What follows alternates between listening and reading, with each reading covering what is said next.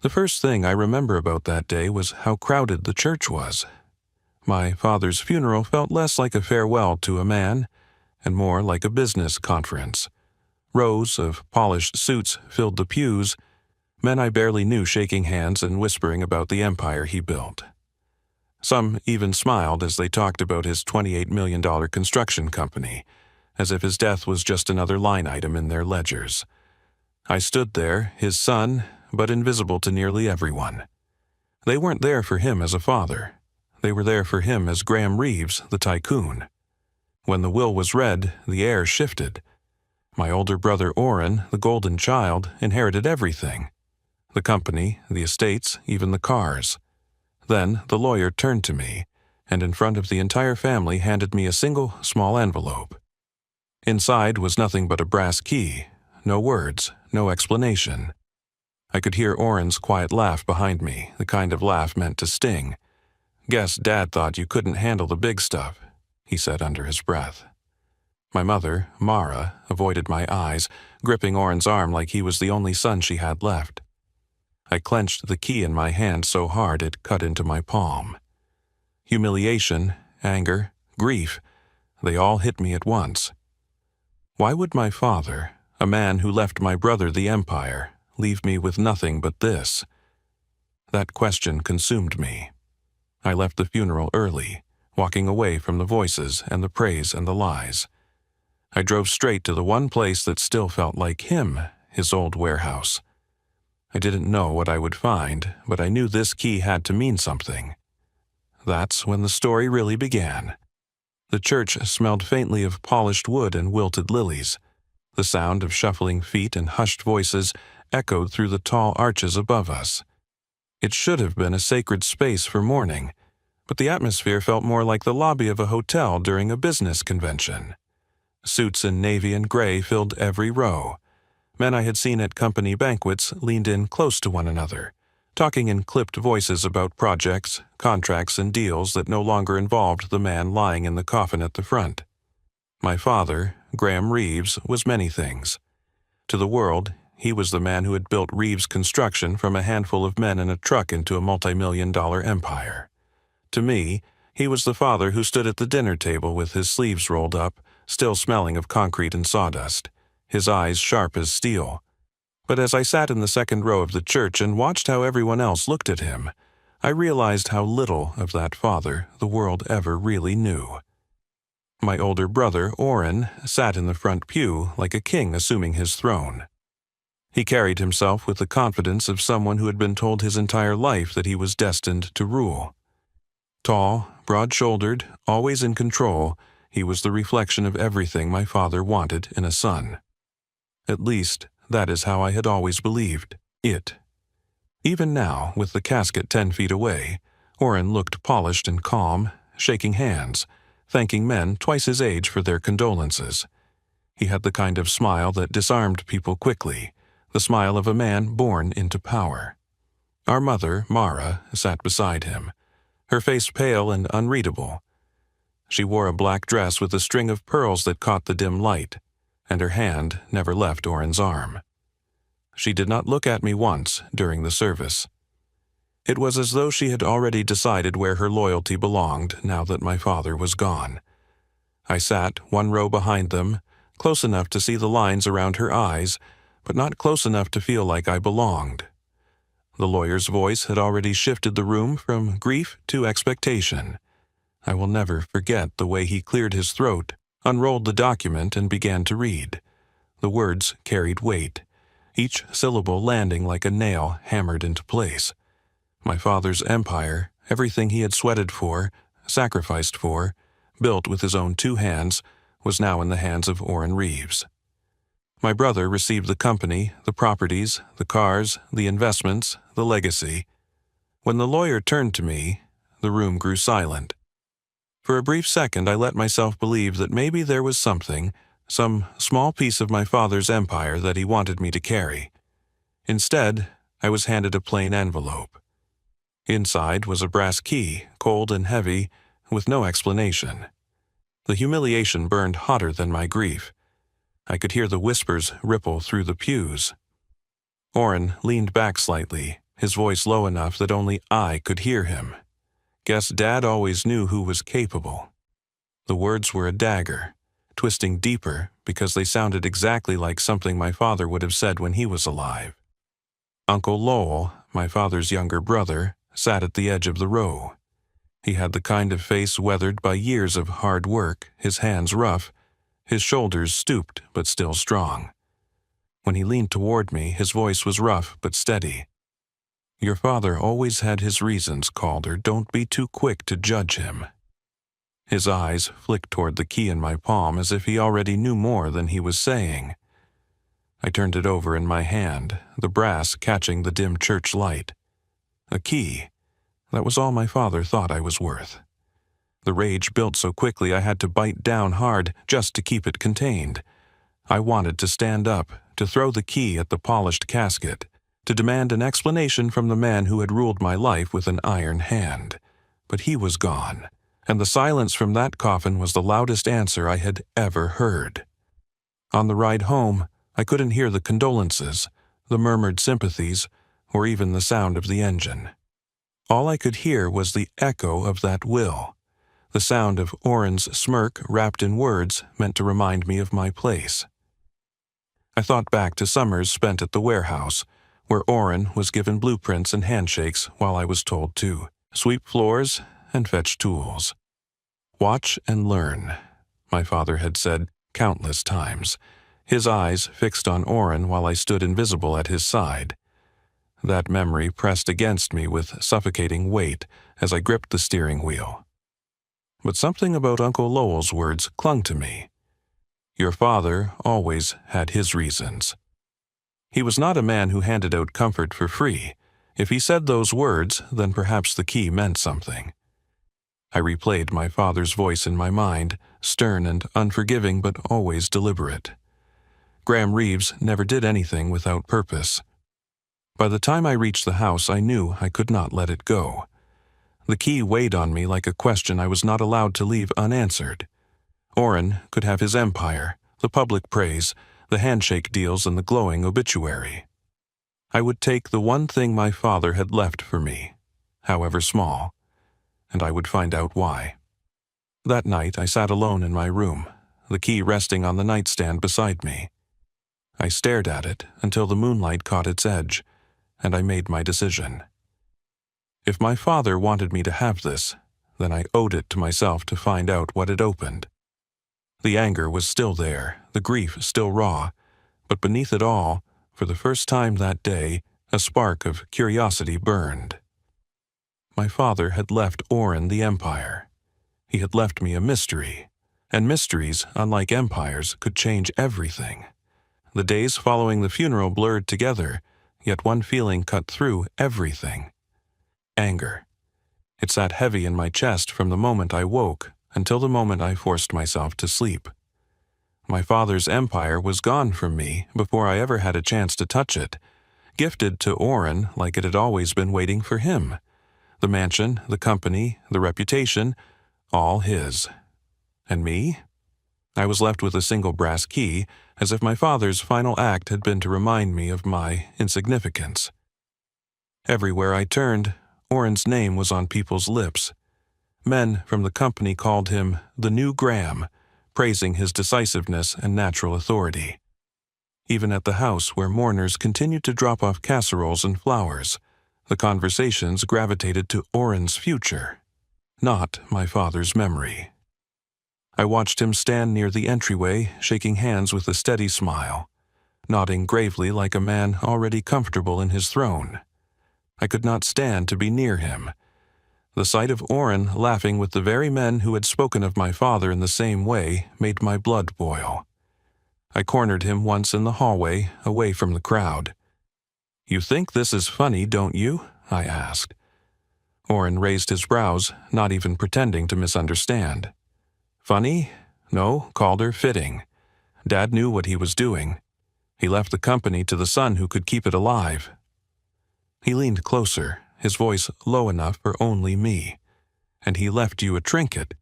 That tells you all you need to know."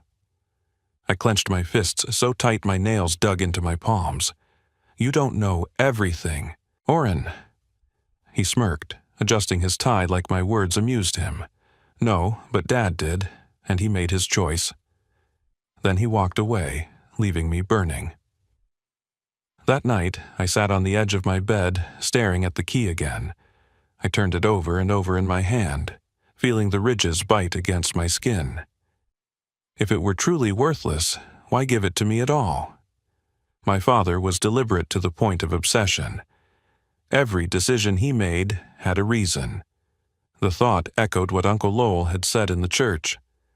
Your father always had his reasons. I decided I needed answers. The next morning, I drove out of town. The further I got from the house, the lighter I felt, though the anger still pushed me forward. The road wound through quiet industrial districts until the familiar silhouette of my father's warehouse appeared. It stood like a relic from my childhood, the place where my summers had been spent sweeping sawdust from the floors while Orrin walked the site with Dad, learning how to negotiate, how to lead, how to command respect. To me, the warehouse had always felt like a prison, a reminder of everything I wasn't. Now, it felt like my only hope. I parked beside the rusted chain-link fence and stepped out. The building loomed, its corrugated walls faded, the once bright Reeves construction sign now dull and peeling. The lock on the front door was old, scarred from years of use. My hand shook slightly as I pulled out the brass key and slid it into the lock. The metal clicked with surprising ease, as if the key had been waiting for me all along. Inside, the warehouse smelled of dust and oil. Rays of light cut through the high windows, illuminating workbenches, scattered tools, and piles of unused materials. Every corner carried memories. I could almost see myself as a boy, broom in hand, watching Dad and Orrin pore over blueprints while my father's voice boomed through the cavernous space. Pay attention, Orrin. One day this will all be yours. The bitterness returned with full force. I walked deeper, my boots echoing on the concrete floor. The warehouse was lined with storage units, metal roll-up doors, each one numbered.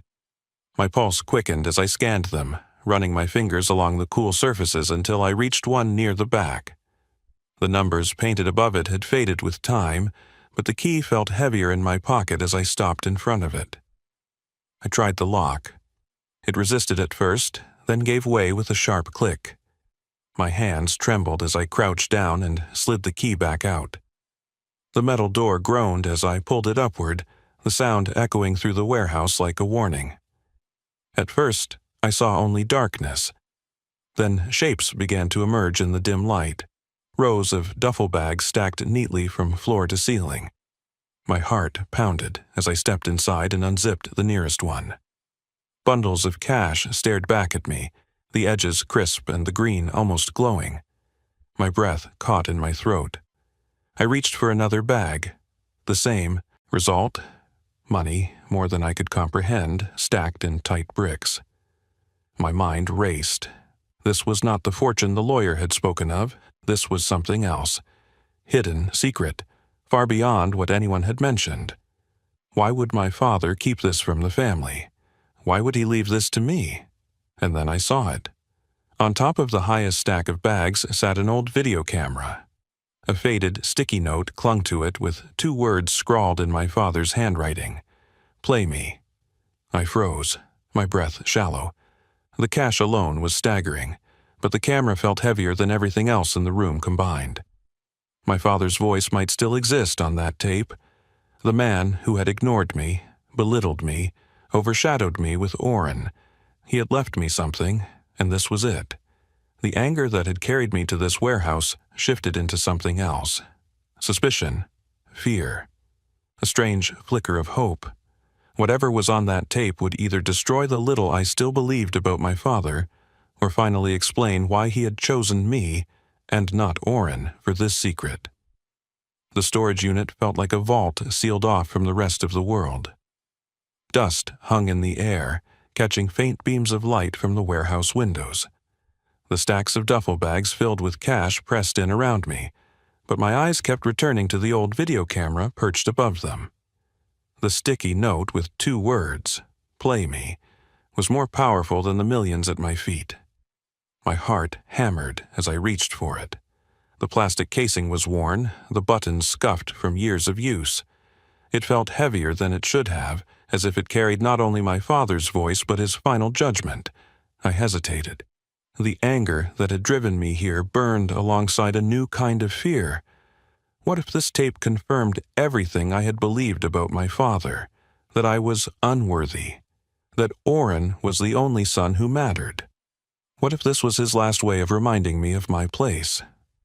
I sat down on a wooden crate in the corner of the unit, clutching the camera like it might bite. My hands shook as I searched for batteries and a charger, and I found them tucked neatly inside a small metal toolbox on the floor. Of course, my father had planned ahead. He had always been a man who thought 5 steps further than everyone else. The realization unsettled me. This was no accident. He had wanted me to find this. As I worked to get the camera running, flashes of memory forced themselves into my mind. Summers spent here in this very warehouse. Oren standing tall beside our father, while I swept sawdust from the floor. The sting of sweat in my eyes as I carried heavy beams, ignored while Oren was praised for memorizing measurements. My father's voice calling me careless, slow, unfocused. Every word carved deep grooves in me that had never healed. I gritted my teeth. If this tape held more of that, I did not know if I could bear it. The screen flickered to life, a dull gray glow against the dim storage unit. I hovered over the play button, my thumb trembling. That small button felt like the line between the life I had always known and whatever truth my father had hidden. I could almost hear Oren's mocking voice in my head. "You will never measure up, Calder." I clenched my jaw and pressed play. The screen stayed black for a moment, and I thought the tape might be blank. Then the image appeared. My father sat at his office desk, the same heavy oak one that now belonged to Oren. His shoulders seemed broader on the screen, his presence commanding even through a faded recording.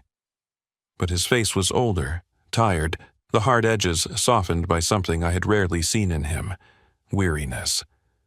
I almost stopped the tape then, unable to face what might come. But I forced myself to keep watching. He cleared his throat, his voice deep and deliberate. "Calder, if you are watching this, then I am gone, and you are standing where I once stood." The sound of my name nearly knocked the breath from me. He had said my name directly, not Oren's, not both of ours together. Mine. "I know what you are feeling," he continued. "Anger, betrayal, confusion.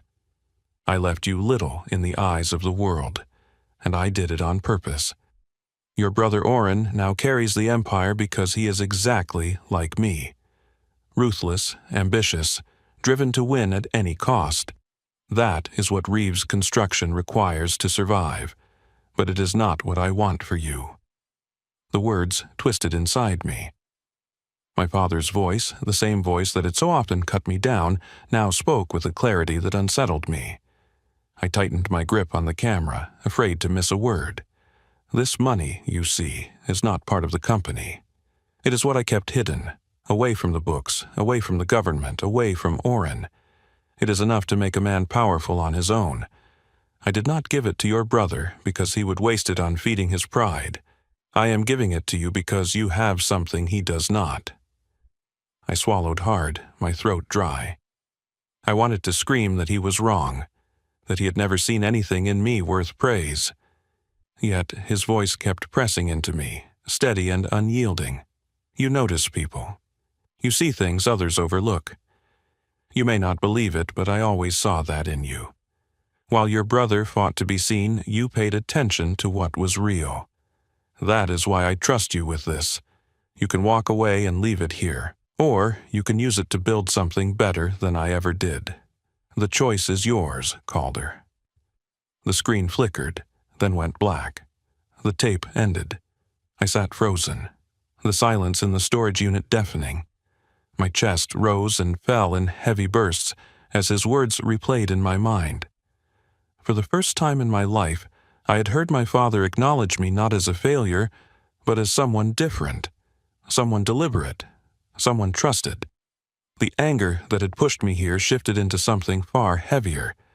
This was not just an inheritance. It was a responsibility. My father had placed in my hands a fortune that could corrupt me if I became like Oren, or change me if I chose another path.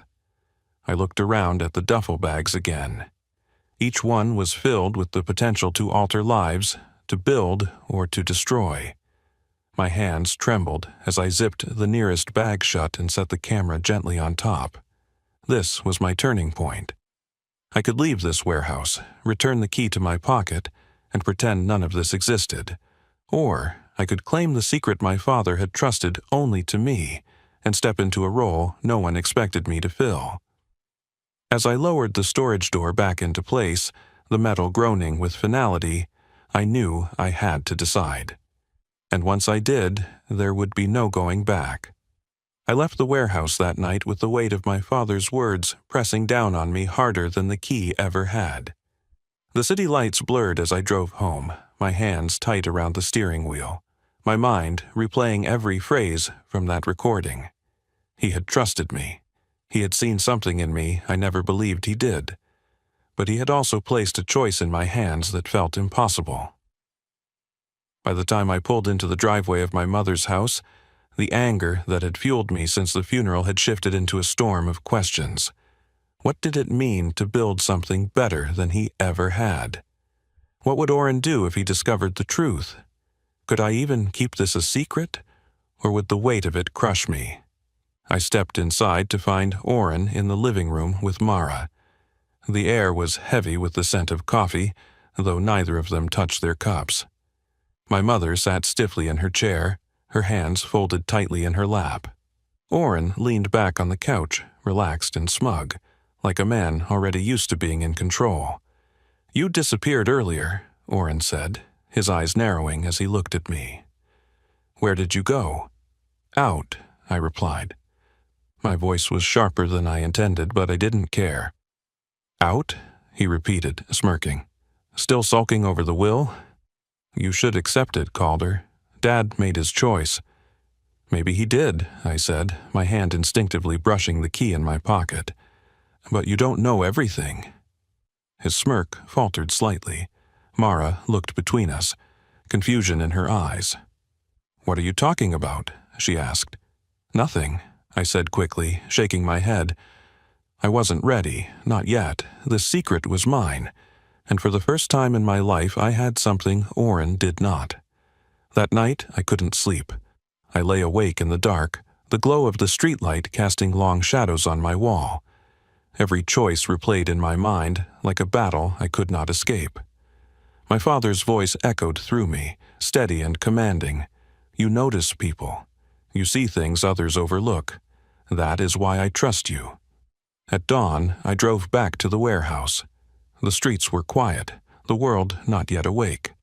The key slid into the lock again, and the heavy door rattled upward. The sight of the cash-filled bags hit me with the same force as before. Only this time, I wasn't just stunned. I was ready. I set the video camera on the crate and pressed play again. My father's tired face filled the small screen, his voice echoing through the unit. "The choice is yours, Calder."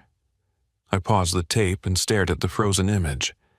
This was the man I had spent years resenting, the man whose approval I chased but never caught. And here he was, trusting me with something that could change everything. For the first time, I realized this wasn't about the money. It was about the responsibility. The decision solidified in me. I would not run from it. I would not let Oren's sneer define me. This secret was mine, and I would use it to carve my own path. But as I zipped one of the bags shut, I heard the sound of a car door slam outside. My chest tightened. I peered through the dusty window and saw Oren's black sedan parked by the fence. His tall frame moved toward the warehouse, his stride confident. Panic surged. How had he found me? Did he follow me? The door creaked open, and Oren stepped inside. His eyes scanned the warehouse, sharp and suspicious. "I knew you were hiding something," he said. His gaze landed on the storage unit door, still open, and then on me, standing among the duffel bags. His face hardened. "What is this?" he demanded. I stood my ground, the key still in my pocket, my heart pounding. "It's what Dad left me." Oren's eyes darted to the cash, then back to me. His lips twisted into a snarl. "You think this belongs to you? You couldn't handle sweeping the floors, Calder. Dad knew I was the one meant to carry everything. Hand it over." "No," I said firmly. My voice surprised even me. It carried a strength I had never heard before. Oren stepped closer, his fists clenched. "You always wanted to believe you mattered. You didn't. Dad made me his heir for a reason." I pulled the camera off the crate and held it out. "Then listen to him yourself." Oren's face shifted with uncertainty. He hesitated, then snatched the camera and pressed play. My father's voice filled the warehouse, echoing against the metal walls. "Oren is too much like me, ruthless, ambitious, blind to people. I cannot trust him with this." The words hung in the air like thunder. Oren froze, his face draining of color. For once, his confidence cracked. He stared at the screen as our father's voice continued, speaking of me, of trust, of choice. When the tape ended, silence followed. Oren's jaw tightened, his fists shaking. He was wrong, he spat. He was old, tired, losing his mind. He never understood what it takes. But I saw it in his eyes. Doubt, fear, the same fear that had lived in me my whole life now lived in him. I stepped closer, my voice steady. "He trusted me, Oren, not you. That is the truth, whether you accept it or not." For the first time, my brother had no response. He looked at me with a mixture of rage and disbelief, then stormed out of the warehouse, the door slamming behind him. I stood alone in the silence, surrounded by the fortune and the weight of my father's words. My chest heaved, my hands still trembling, but I knew something had shifted forever. For the first time, I wasn't the shadow. I wasn't the overlooked son. I was the one chosen, and nothing could take that away. The warehouse was silent after Oren's footsteps faded. My breath came heavy, the echo of my father's words still circling the room. The bags of cash loomed around me, the camera rested on the crate, and the key burned in my pocket. I felt like I had stepped out of one life and into another. For years, I had carried the weight of being second best. Every time I stumbled, my father pointed it out. Every time Oren succeeded, he praised him like the sun rose and set on his shoulders. I thought that pattern would follow me to the grave. But in that moment, as I stood in the place my father had deliberately prepared for me, I realized he had been watching me more closely than I knew. I left the warehouse with my head high, something I had never done before. The anger that had driven me there had burned away, replaced with determination. Oren might control the company, the name, and the empire, but I carried something far heavier, my father's final trust. Back at the house, my mother noticed the change. She looked at me with cautious eyes, as if she sensed a shift she could not explain. Oren avoided me. He spoke less, his usual smugness replaced by a brittle edge. He knew the truth now, even if he refused to say it out loud. My father's words haunted him as much as they guided me. I returned to the warehouse again and again in the days that followed. Each time, I looked at the cash and felt the weight of choice pressing down on me. I could walk away, leave it hidden forever, or I could use it to build something new. Not an empire like Reeves' construction, built on steel and stone, but something grounded in the trust my father had finally shown me. The money itself no longer scared me. What scared me was becoming the man my father had warned me about. I had seen what blind ambition did to him and to Oren. I did not want to repeat that cycle. I wanted to honor my father in a way that meant more than profit and contracts. I started small. I took a single bag and used it to help workers who had been loyal to Reeves' construction for decades, but were suddenly left behind under Oren's rule. Men with broken backs, families struggling to pay for medical bills, young apprentices who needed a chance. My father had built his empire on their sweat, and now it was time someone remembered them. Each step I took with that money, I felt closer to the man my father had seen in me. I realized the key he had given me wasn't just for a lock, it was for a door I had never believed I could open, a door to my own worth.